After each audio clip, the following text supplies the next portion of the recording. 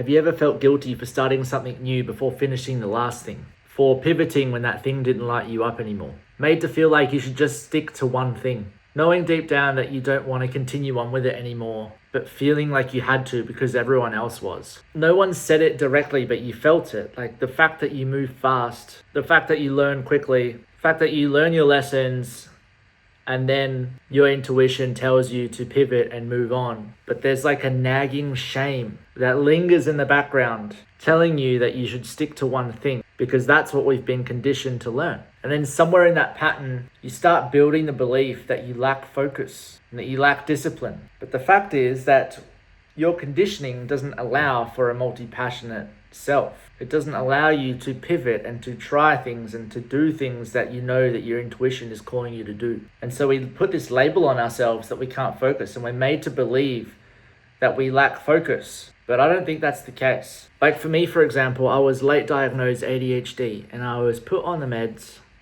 and it wasn't until later that I realized that I don't need meds because now I'm living a life where I am honoring my multi-passionate self.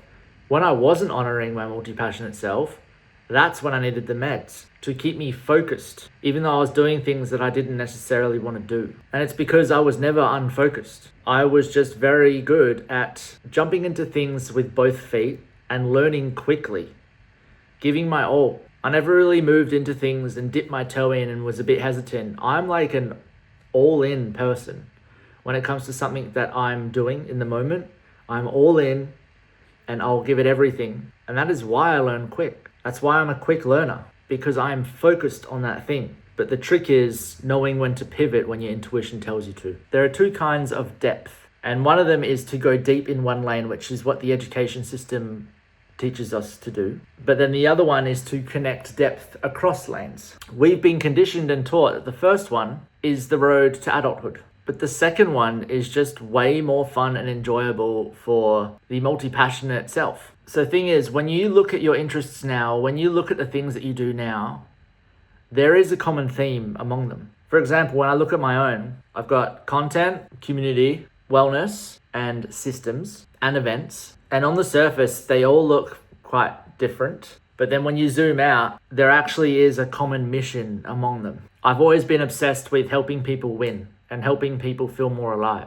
And now everything that I'm doing, I get to live that mission. And because there's multiple different things that I'm doing at once, it serves me in a way that makes me at peace with my life at the moment. So it's finding that mission and just sticking to it and saying yes to the things that will help you, because the projects will always evolve and the things that you do will always evolve. But as long as that thing or that project adds to the mission, then say yes.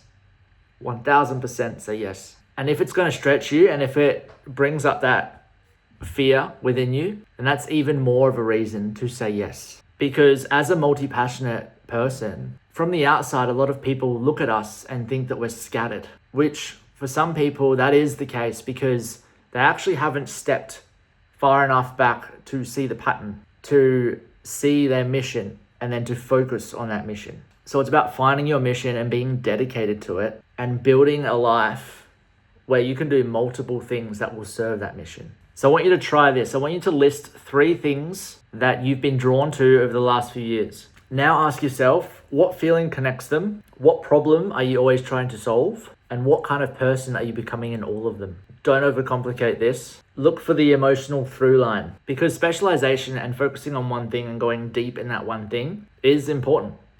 And a lot of people operate that way, which is awesome.